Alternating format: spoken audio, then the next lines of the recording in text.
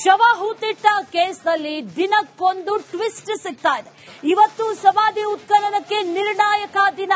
ಅಸ್ಥಿಪಂಜರ ಶೋಧಕ್ಕೆ ಜಿಪಿಆರ್ ತಂತ್ರಜ್ಞಾನವನ್ನ ಬಳಕೆ ಮಾಡಲಾಗುತ್ತೆ. ನಿನ್ನೆ ಡೆಮೋ ಕಾರ್ಯಾಚರಣೆಯನ್ನ ಎಸ್ಐಟಿ ಮಾಡಿತು.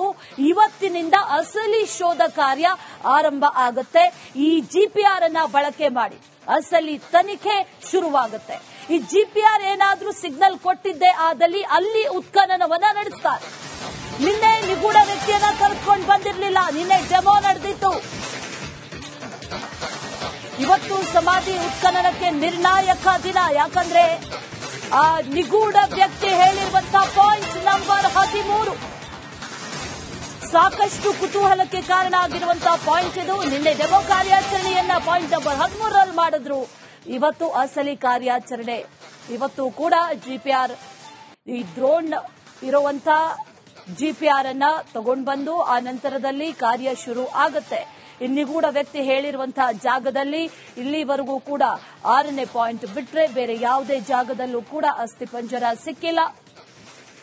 ಈಗ 13ನೇ ಪಾಯಿಂಟ್ನಲ್ಲಿ ಈ ಜಿಪಿಆರ್ ಅನ್ನ ಬಳಕೆ ಮಾಡಿ ಅಸ್ಥಿಪಂಜರ ಏನಾದ್ರೂ ಇದೆಯಾ ಅಥವಾ ಏನಾದ್ರೂ ಇದೆಯಾ ಆ ಭಾಗದಲ್ಲಿ ಆ ಜಾಗದಲ್ಲಿ ಅನ್ನುವಂತ ನಿಟ್ಟಿನಲ್ಲಿ ಪತ್ತೆ ಮಾಡೋದಕ್ಕೆ ಎಸ್ಐಟಿ ಮುಂದಾಗುತ್ತೆ. ಅದರ ಜೊತೆಯಲ್ಲಿ ಬೇರೆ ಪಾಯಿಂಟ್ಗಳಲ್ಲೂ ಕೂಡ ಇದೇ ರೀತಿಯಾಗಿ ಜಿಪಿಆರ್ ಬಳಕೆ ಮಾಡ್ತಾರಾ ಅನ್ನುವಂತ ಒಂದು ಪ್ರಶ್ನೆ, ಕುತೂಹಲ, ಅನುಮಾನ ಎಲ್ಲವೂ ಕೂಡ ಇದೆ. ಇವತ್ತು ಈ ಎಲ್ಲ ವಿಚಾರಕ್ಕೆ ಸಂಬಂಧಪಟ್ಟಂತೆ ನಿರ್ಣಾಯಕ ದಿನ.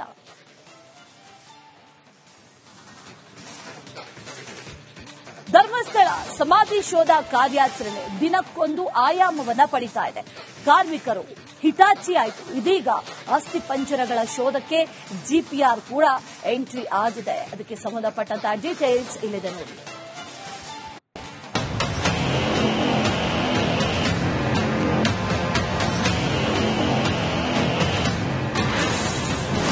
ಶವ ಹೂತಿಟ್ಟ ಕೇಸಿನಲ್ಲಿ ದಿನಕ್ಕೊಂದು ಟ್ವಿಸ್ಟ್. ಅಸ್ಥಿಪಂಜರ ಶೋಧಕ್ಕೆ ಜಿಪಿಆರ್ ತಂತ್ರಜ್ಞಾನ. ಧರ್ಮಸ್ಥಳ ಸುತ್ತಮುತ್ತ ಶವ ಹೂತಿಟ್ಟ ಕೇಸ್ ತನಿಖೆ ಕೈಗೊಂಡಿದ್ದ ಎಸ್ಐಟಿ ತಂಡ ಅನಾಮಿಕ ವ್ಯಕ್ತಿ ತೋರಿಸಿದಂತಹ 15ಕ್ಕೂ ಹೆಚ್ಚು ಸ್ಥಳಗಳಲ್ಲಿ ಶೋಧ ಕಾರ್ಯವನ್ನು ನಡೆಸಿತ್ತು. ಆದರೆ ಒಂದೆರಡು ಕಡೆ ಹೊರತುಪಡಿಸಿದರೆ ನಿಗೂಢ ವ್ಯಕ್ತಿ ಹೇಳಿದ ಹಾಗೆ 100 ಅಸ್ಥಿ ಪಂಜರಗಳು ಸಿಗಲೇ ಇಲ್ಲ. ಇದೀಗ ತಲೆಬುರುಡೆ ಶೋಧಕ್ಕೆ ಜಿಪಿಆರ್ ಎಂಟ್ರಿ ಕೊಟ್ಟಿದೆ.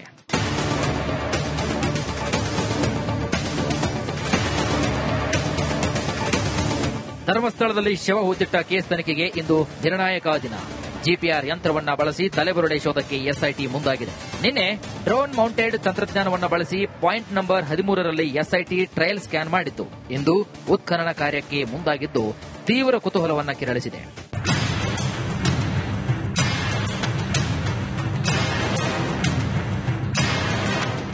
ಇಲ್ಲಿಯವರೆಗೂ ಎಷ್ಟೇ ಅಗೆದರೂ ಬಗೆದರೂ 6ನೇ ಪಾಯಿಂಟ್ನಲ್ಲಿ ಕೆಲವೊಂದಿಷ್ಟು ಮೂಳೆ, ತಲೆಬುರುಡೆ ಚೂರು ಬಿಟ್ರೆ ಬೇರೆಲ್ಲೂ ಕೂಡ ಅಸ್ಥಿಪಂಜರವಾಗಲಿ ಮೂಳೆಯಾಗಲಿ ಸಿಗಲಿಲ್ಲ. ಮಾಸ್ಕ್ ಮ್ಯಾನ್ ಪ್ರತಿದಿನ ಒಂದೊಂದು ಹೊಸ ಸ್ಥಳವನ್ನ ಗುರುತಿಸುತ್ತಲೇ ಹೋದ.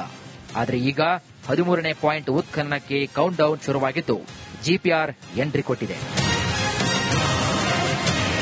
ಇದೀಗ ಎಸ್ಐಟಿ ಸಮಾಧಿ ಶೋಧಕ್ಕೆ ಜಿಪಿಆರ್ ತಂತ್ರಜ್ಞಾನ ಬಳಕೆಗೆ ಮುಂದಾಗಿದ್ದು 13ನೇ ಪಾಯಿಂಟ್ ಭೂಗರ್ಭದಲ್ಲಿ ಮೂಳೆಗಳು ಸಿಗ್ತಾವಾ ಕಾದು ನೋಡಬೇಕಾಗಿದೆ. Bureau report, Republic Kannada. ತಲೆಬುರುಡೆ ಕೇಸ್ನಲ್ಲಿ ಸಾಕಷ್ಟು ಟ್ವಿಸ್ಟ್ ಸಿಗ್ತಾ ಇದೆ. ಇವತ್ತೇನು ಟ್ವಿಸ್ಟ್ ಸಿಗುತ್ತೆ ಅನ್ನುವಂತಹ ಪ್ರಶ್ನೆ, ಡೀಟೇಲ್ಸ್ ಅನ್ನ ಕೊಡ್ತಾರೆ ನಮ್ಮ ಪ್ರತಿನಿಧಿ ದಿನೇಶ್. ನೇರ ಸಂಪರ್ಕದಲ್ಲಿ ಜಾಯಿನ್ ಆಗ್ತಾ ಇದ್ದಾರೆ. ದಿನೇಶ್, ಇವತ್ತು ನಿರ್ಣಾಯಕ ದಿನ ಅಂತ ಹೇಳಲಾಗ್ತಾ ಇದೆ. ನಿನ್ನೆ ಟ್ರಯಲ್ ಆಯಿತು. ಇವತ್ತು ಹಾಗಾದ್ರೆ ಯಾವ ರೀತಿಯಲ್ಲಿ ಕಾರ್ಯಾಚರಣೆ ರಿಯಲ್ ಆಗಿ ನಡೆಯುತ್ತೆ? ಡೀಟೇಲ್ಸ್ ಅನ್ನ ಕೊಡೋದಾದ್ರೆ ದಿನೇಶ್. ಅಶ್ವಿನಿ, ಇವತ್ತು ಉತ್ಖನನದ ಪ್ರಮುಖ ದಿನ ಅಂತಾನೆ ಹೇಳ್ಬೋದು. 13ನೇ ಪಾಯಿಂಟ್ ಅನ್ನುವಂಥದ್ದು ಬಹಳಷ್ಟು ಕುತೂಹಲಕ್ಕೆ ಕಾರಣ ಆಗಿತ್ತು.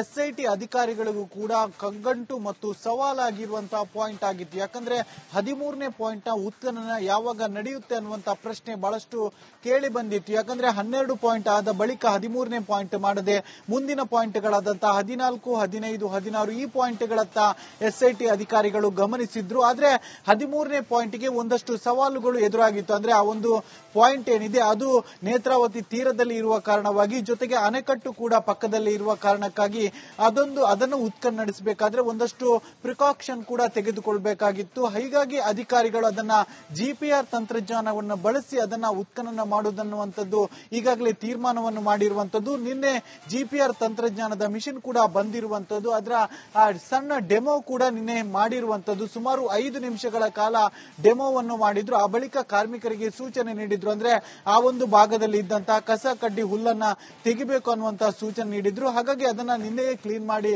ಸದ್ಯ 13ನೇ ಪ್ಲೇಸ್ ಏನಿದೆ ಅದನ್ನ ಸ್ವಚ್ಛ ಮಾಡಿ ಇಟ್ಟಿರುವಂತದ್ದು. ಇವತ್ತು ಸುಮಾರು 10:30ರಿಂದ 11 ಗಂಟೆ ವೇಳೆಗೆ ಎಸ್ಐಟಿ ಅಧಿಕಾರಿಗಳು ಆ ವ್ಯಕ್ತಿಯನ್ನ ಕರೆದುಕೊಂಡು ಬರ್ತಾರೆ. ನಿನ್ನೆ ಆ ಒಂದು ವ್ಯಕ್ತಿಯನ್ನ ಕರೆದುಕೊಂಡು ಬಂದಿರಲಿಲ್ಲ.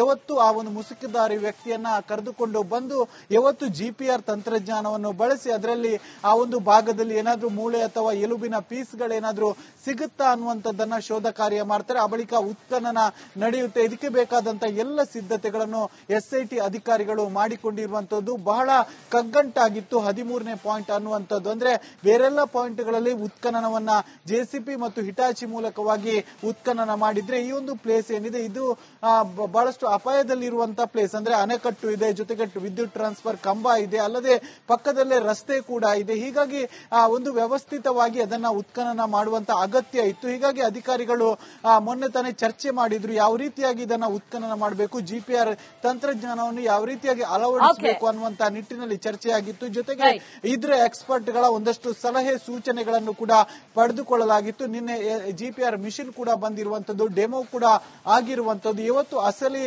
ಏನೋ ಶೋಧ ನಡಿಲಿಕ್ಕೆ ಇದೆ, ಆ ಬಳಿಕ ಉತ್ಖನನ ಕೂಡ ನಡಿಲಿಕ್ಕೆ ಇದೆ. ಬಹಳಷ್ಟು ಕಗ್ಗಂಟಾಗಿದ್ದಂತಹ 13ನೇ ಪಾಯಿಂಟ್ ನಲ್ಲಿ ಏನಾದ್ರೂ ಸಿಗುತ್ತಾ ಅನ್ನುವಂಥದ್ದನ್ನು ಕಾದು ನೋಡಬೇಕಾಗಿದೆ. Ashwini, alright Dinesh, thank you. Details ನಿನ್ನೆ ಕ್ಲೀನ್ ಮಾಡಿ ಸದ್ಯ 13ನೇ ಪ್ಲೇಸ್ ಏನಿದೆ ಅದನ್ನ ಸ್ವಚ್ಛ ಮಾಡಿ ಇಟ್ಟಿರುವಂತದ್ದು. ಇವತ್ತು ಸುಮಾರು 10:30ರಿಂದ 11 ಗಂಟೆ ವೇಳೆಗೆ ಎಸ್ಐಟಿ ಅಧಿಕಾರಿಗಳು ಆ ವ್ಯಕ್ತಿಯನ್ನ ಕರೆದುಕೊಂಡು ಬರ್ತಾರೆ. ನಿನ್ನೆ ಆ ಒಂದು ವ್ಯಕ್ತಿಯನ್ನ ಕರೆದುಕೊಂಡು ಬಂದಿರಲಿಲ್ಲ. ಇವತ್ತು ಆ ಒಂದು ಮುಸುಕುದಾರಿ ವ್ಯಕ್ತಿಯನ್ನ ಕರೆದುಕೊಂಡು ಬಂದು ಇವತ್ತು ಜಿಪಿಆರ್ ತಂತ್ರಜ್ಞಾನವನ್ನು ಬಳಸಿ ಅದರಲ್ಲಿ ಆ ಒಂದು ಭಾಗದಲ್ಲಿ ಏನಾದ್ರೂ ಮೂಳೆ ಅಥವಾ ಎಲುಬಿನ ಪೀಸ್ಗಳೇನಾದ್ರೂ ಸಿಗುತ್ತಾ ಅನ್ನುವಂಥದ್ದನ್ನ ಶೋಧ ಕಾರ್ಯ ಮಾಡ್ತಾರೆ. ಆ ಬಳಿಕ ಉತ್ಖನನ ನಡೆಯುತ್ತೆ. ಇದಕ್ಕೆ ಬೇಕಾದಂತ ಎಲ್ಲ ಸಿದ್ಧತೆಗಳನ್ನು ಎಸ್ಐಟಿ ಅಧಿಕಾರಿಗಳು ಮಾಡಿಕೊಂಡಿರುವಂತದ್ದು. ಬಹಳ ಕಗ್ಗಂಟಾಗಿತ್ತು 13ನೇ ಪಾಯಿಂಟ್ ಅನ್ನುವಂಥದ್ದು. ಅಂದ್ರೆ ಬೇರೆಲ್ಲ ಪಾಯಿಂಟ್ಗಳಲ್ಲಿ ಉತ್ಖನನವನ್ನ ಜೆಸಿಪಿ ಮತ್ತು ಹಿಟಾಚಿ ಮೂಲಕವಾಗಿ ಉತ್ಖನನ ಮಾಡಿದ್ರೆ, ಈ ಒಂದು ಪ್ಲೇಸ್ ಏನಿದೆ ಇದು ಬಹಳಷ್ಟು ಅಪಾಯದಲ್ಲಿರುವಂತಹ ಪ್ಲೇಸ್. ಅಂದ್ರೆ ಅಣೆಕಟ್ಟು ಇದೆ, ಜೊತೆಗೆ ವಿದ್ಯುತ್ ಟ್ರಾನ್ಸ್ಫರ್ ಕಂಬ ಇದೆ, ಅಲ್ಲದೆ ಪಕ್ಕದಲ್ಲೇ ರಸ್ತೆ ಕೂಡ ಇದೆ. ಹೀಗಾಗಿ ಒಂದು ವ್ಯವಸ್ಥಿತವಾಗಿ ಅದನ್ನ ಉತ್ಖನನ ಮಾಡುವಂತ ಅಗತ್ಯ ಇತ್ತು. ಹೀಗಾಗಿ ಅಧಿಕಾರಿಗಳು ಮೊನ್ನೆ ತಾನೇ ಚರ್ಚೆ ಮಾಡಿದ್ರು, ಯಾವ ರೀತಿಯಾಗಿ ಇದನ್ನ ಉತ್ಖನನ ಮಾಡಬೇಕು, ಜಿಪಿಆರ್ ತಂತ್ರಜ್ಞಾನವನ್ನು ಯಾವ ರೀತಿಯಾಗಿ ಅಳವಡಿಸಬೇಕು ಅನ್ನುವಂತ ನಿಟ್ಟಿನಲ್ಲಿ ಚರ್ಚೆಯಾಗಿತ್ತು. ಜೊತೆಗೆ ಇದ್ರ ಎಕ್ಸ್ಪರ್ಟ್ ಗಳ ಒಂದಷ್ಟು ಸಲಹೆ ಸೂಚನೆಗಳನ್ನು ಕೂಡ ಪಡೆದುಕೊಳ್ಳಲಾಗಿತ್ತು. ನಿನ್ನೆ ಜಿಪಿಆರ್ ಮಿಷನ್ ಕೂಡ ಬಂದಿರುವಂತದ್ದು, ಡೆಮೋ ಕೂಡ ಆಗಿರುವಂತದ್ದು. ಇವತ್ತು ಅಸಲಿ ಏನೋ ಶೋಧ ನಡಿಲಿಕ್ಕೆ ಇದೆ, ಆ ಬಳಿಕ ಉತ್ಖನನ ಕೂಡ ನಡಿಲಿಕ್ಕೆ ಇದೆ. ಬಹಳಷ್ಟು ಕಗ್ಗಂಟಾಗಿದ್ದಂತಹ 13ನೇ ಪಾಯಿಂಟ್ ನಲ್ಲಿ ಏನಾದ್ರೂ ಸಿಗುತ್ತಾ ಅನ್ನುವಂಥದ್ದನ್ನು ಕಾದು ನೋಡಬೇಕಾಗಿದೆ. Ashwini, alright Dinesh, thank you. Details